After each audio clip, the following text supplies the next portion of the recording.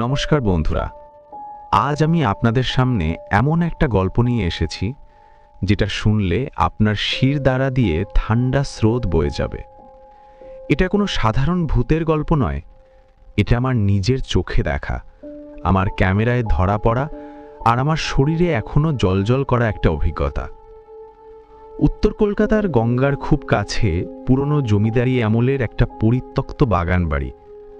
লোকে বলে ওখানে সময় 1920 সাল থেকে থমকে আছে। কেউ বলে ওখানে এক অতৃপ্ত আত্মা এখনো তার হারিয়ে যাওয়া সোনার চেন খুঁজে বেড়ায়। আবার কেউ কেউ ফিসফিস করে বলে যে বাড়িতে একবার ঢোকে সে আর স্বাভাবিকভাবে বেরোতে পারে না। আমি ভেবেছিলাম এসব শুধু গল্প, তাই দুপুর 1:30 মিনিটে একা শুধু আমার ক্যামেরা আর একটা টর্চ নিয়ে সেই জং ধরা লোহার গেটটা ঠেলে ভেতরে ঢুকলাম।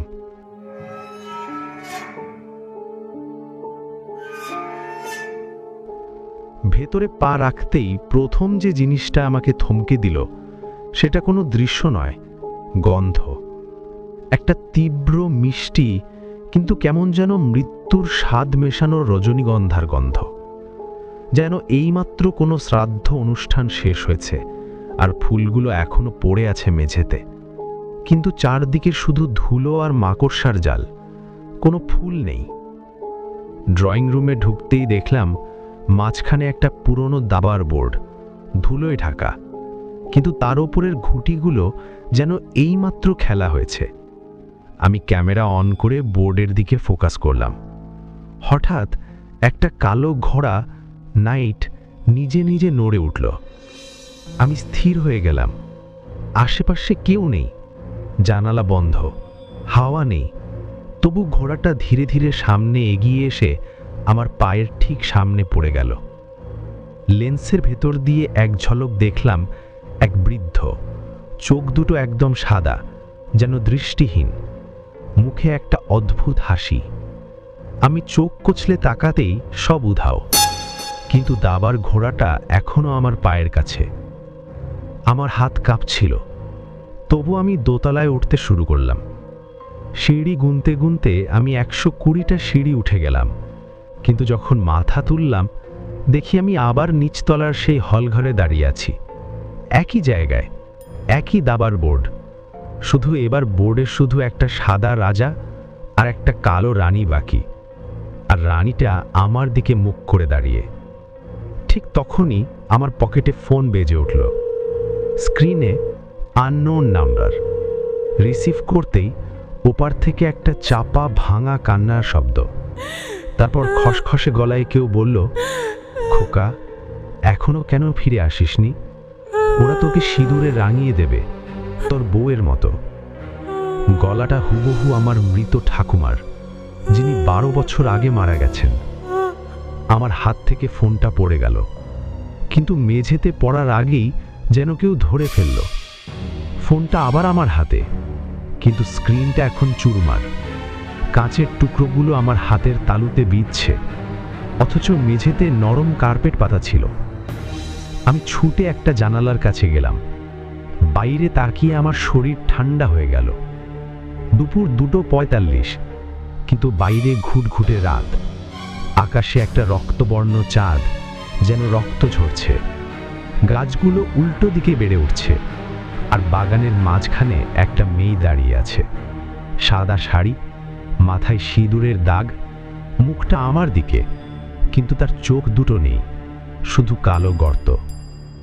পেছনের দরজাটা দড়াম করে খুলে গেল।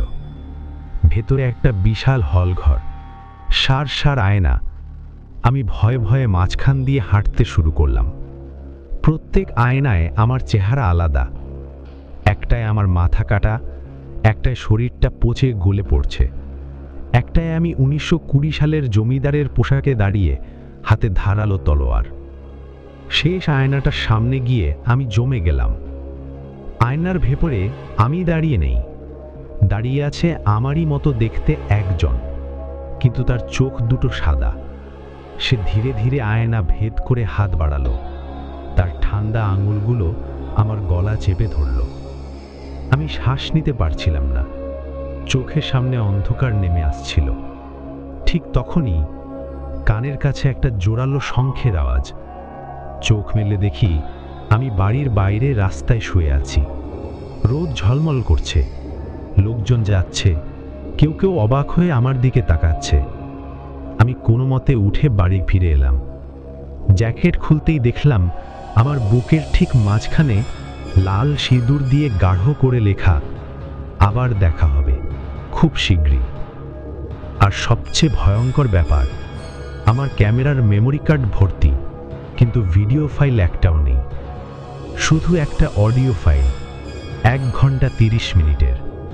সারা সময় শুধু আমার হৃৎপিণ্ডের ধকধক শব্দ, আর মাঝে মাঝে একটা গভীর অশরীরী পুরুষকণ্ঠ ফিসফিস করে বলছে, ছায়া রহস্যের শেষ এখানেই নয়, তুমি তো এখনো আমাদের বাড়ির অংশ হয়ে যাওনি খোকা। বন্ধুরা, আমি এখনো প্রতি রাতে ঘুমের মধ্যে সেই শঙ্খের আওয়াজ শুনি, আর প্রতিবার ঘুম ভাঙলে দেখি বুকের সিঁদুরের দাগটা আরও গাঢ় হয়েছে। যদি আপনারা সাহসী হন তাহলে কমেন্টে বলুন, আমি সেই অডিও ফাইলটা লিক করব। কিন্তু সাবধান, একা শুনবেন না। আর যদি শোনার সময় হঠাৎ মনে হয় কেউ আপনার পেছনে দাঁড়িয়ে আছে, তাহলে পেছনে ফিরে তাকাবেন না, কারণ কখনো কখনো ছায়ার আড়ালে শরীর থাকে না, শরীরের আড়ালে ছায়া থাকে। শুভরাত্রি, আর সাবধানে থাকবেন।